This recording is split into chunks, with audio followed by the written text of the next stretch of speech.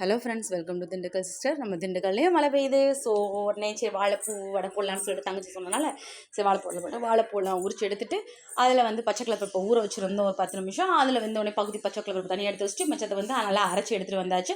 அதுங்களையும் ஒரு குக்கரில் இட்லி சட்டியில் போட்டுட்டு வாழைப்பூவில் வந்து நல்லா வேக வச்சாச்சு. அந்த வேக வச்சதையும் தூக்கி இதுக்குள்ளே கொட்டி நல்லா ஒரு திருப்பணும். நல்லா ஒரு மாதிரி மைய அரைஞ்சிடும். மைய அரைச்சிருங்க, ஏன்னா அப்போ தான் திப்பியாக அரைக்கிறத விட மைய அரைச்சிங்கன்னா குழந்தைங்க விரும்பி சாப்பிடுவாங்க. வாழைப்பூனே தெரியாமல் இருக்கும், சாப்பிட்ருவாங்க.